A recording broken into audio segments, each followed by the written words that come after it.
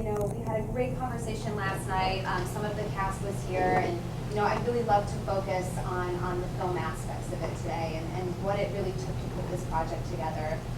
So maybe if you guys can start by telling the audience how the film came to be, because obviously with a film like this, there's so many people, so much history, so many legendary musicians.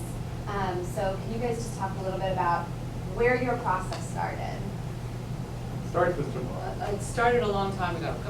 It's been about 3 years since the beginning of this project, and it began with an idea that I had after watching Sally and Ben Taylor grow up, because I knew their parents, and I have often wondered what it must be like for them to go into the music business when your dad was Jim Sterling and your mother was Summer.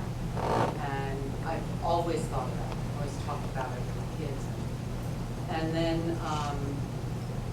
Kate and I were trespassing on Martha's Vineyard in the winter one day, and I said, interesting film to explore the lives of some children of legendary musical parents and see what they might have in common, and how they find their own voice. And Kate went, let me think about it. And about 20 minutes later, she went, let's do it. So here's our team. That's how it came about. We ended up asking Sally and Ben first if they would be interested in doing it. And when they said yes, after a long time of thinking about it, it's challenging.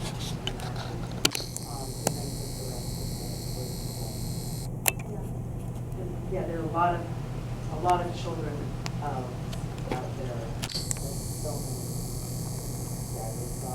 Probably most people think Alzheimer's list is pretty much endless, and so it was a selection process. And some people didn't want anything to do with it. They involved their parents simply. It's such a pain in the system.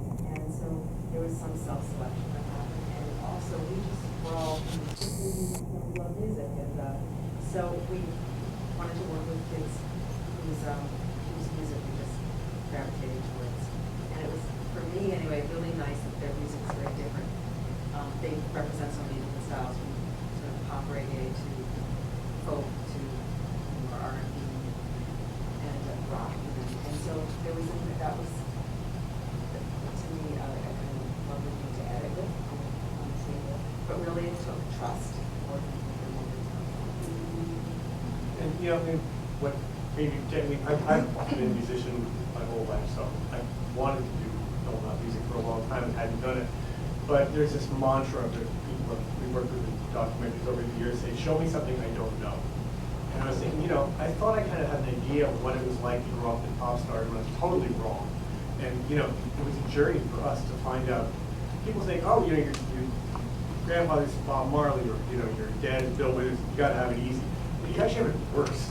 And it was fascinating to learn that and really have the kids share that with us and open up. The big credit on that area goes to Tamara, who really, you were amazingly good at winning the trust of kids who, you're asking them to share their intimate feelings about their mom and dad. They may be famous, but they're still their mom and dad on a movie with strangers. And that's, for anybody, that's a big ask. And we had to tread, very respectfully, because it's touchy stuff. You were amazing. Well, thank you, but it was a group effort because we were all together the entire process, in every room, everywhere, doing everything, directing, producing, editing, sound, the whole thing.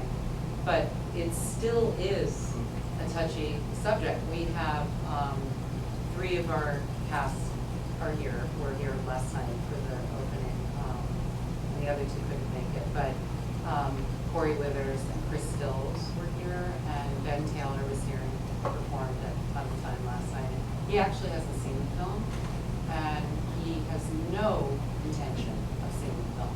He doesn't want to see the film. So it runs pretty deep. Yeah, and I think, something that I thought was really interesting that we touched on was Corey was saying last night that, everyone else has this this idea of who her father is, and then she, you know, knows a completely different person, and then they share that. And you know, we also talked about the fact that like none of them really knew each other before you guys came together after the film was made to start doing these tours. And you know, it seems like you guys have all really become a family almost. Like everyone is so warm, and they share that feeling of like people know one version of their parents, and then they know a different one, and so that juxtaposition is kind of hard for them. And I think that's something that you guys really, really brought out in the filmmaking. And I think I'd love to open it up to the audience. I have more questions that I'd love to ask, but I wanna hear from you guys. Yes, sir. Hi. Great film. We were there last night, and that was magical. And it's interesting to see how they're similar to their parents in some ways, but also unique, right? And they have their own ways. But as we were driving home, we were wondering, like, any thoughts on why musicians have such a hard time kind of reaching or surpassing their parents? We thought there's lots of actors who, you know, achieve much more, but musicians, we had a hard time even coming up with a list of more than Miley Cyrus.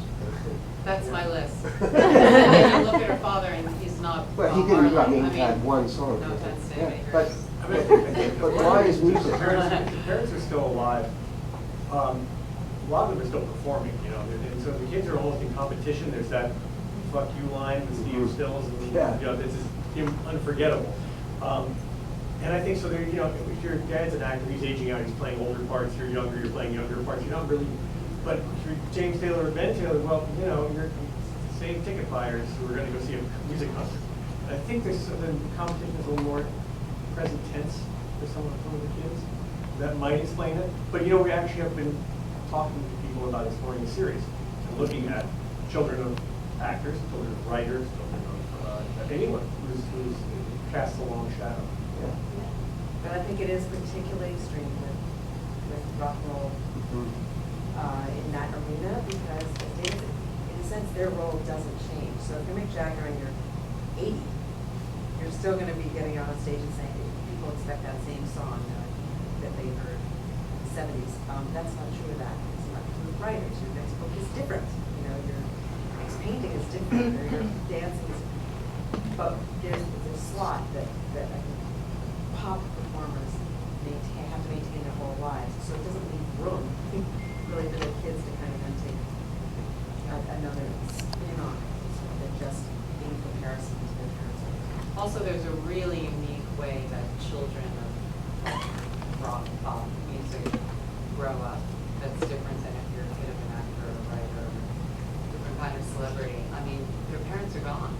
They're on the road, all of these people. So there's a tribe that gets together, these kids. And I think what Lauren was referring to about how we become a family, really, you were there last night. So Corey and Ben and Chris and Sally and Skip, not as much because he hasn't been with us, and we brought those other kids to the vineyard where Ben and Sally live. They've really glommed onto one another, recognizing that they're like brothers. And so they refer to each other as my brothers. It's amazing. It's been therapeutic. Very therapeutic for all of them. And then we all have parents too, and so do you. So like, where are you in that world? You know? And being a rock star doesn't do great things for your sense of balance and proportion. As Ben says, you're being raised by adolescents. And so they all carry some scars from having these parents who, in the eyes of the world, can do no wrong and are beloved. If they get up and sing Fire and Rain, you don't care anything else about James. You go, wow, I want to meet you. You're amazing. I love you. And so that works a number on you. That's why we spent a lot of time at the beginning of the film sort of establishing what it's like to be on tour and the lines about fan rivalry, right? And so these kids share that. You know, they're in a way survivors of a very difficult kind of childhood. I think they loved meeting each other because they could, you know, these are my brethren. I can relax because they know the stories. They live them. Any other questions? Yes? I just want to say thank you, because I was a nanny for kids like this, and I can appreciate where you took the story, and it really felt stirring in my heart, because I'm like, I know these kids, I don't know these kids, but I know these kids, I know this lifestyle, and I can appreciate so much of what they've gone through. And I do see where your parent is here, and you can, and I grew up in a musical, semi-musical, where you can't, as a kid, can't hit that realm. So as a nanny into those families, you had to be there in the middle to help bridge that, to make sure, and I had a name, my name is Cindy, and the kids would go, I want my Cindy, instead of mommy, because they were not there all the time, they were touring in whatever realm it was with the group I am, and I keep that pretty much to heart who it was. But it's not, it's all a part, and you would meet, this person was in the group Chicago, and that's their kids, and this is that. It's like there's so many stories that unfold into all that. And I appreciate what you've shared, because it's really eye-opening for other people outside of the industry to really feel a heart tug for people in this. And we all have our own stories, so it's whatever it is. But Thank you for sharing that. That's really moving. And you've heard Chris say, we were raised by like the lighting guys and the guitar techs, and our parents would be jet. We were just running around. There was no supervision. So I'm sure your family is grateful to you for being that for those kids. Yeah, we've been very blessed. Yes, ma'am, in the back. How long did it take to film, and how many locations were there? Wow. The list of locations is long. France, Martha's Vineyard, Jamaica, Montego Bay, where else? California. Los Angeles, Venice, New York, yeah. So I think six. Philadelphia? Philadelphia. Well, let's- 7 no, they probably won't. locations That's and filming over a period of 2.5 to 3 years almost.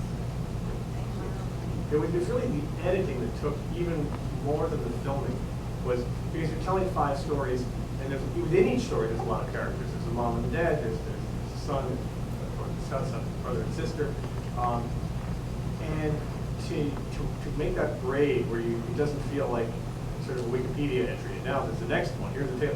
To make it sound like one story. Great job. Yeah. Oh, thank you. We Fantastic. put a lot of sweat and how we chased a lot of dead ends. Took all the threads and you wove them together so that it all made sense. Thank you. Good That was to good. know. We're just finding out. That's great to This is hear. the second time Yeah, it's screened, second so screen. thank you. Yeah. Yeah.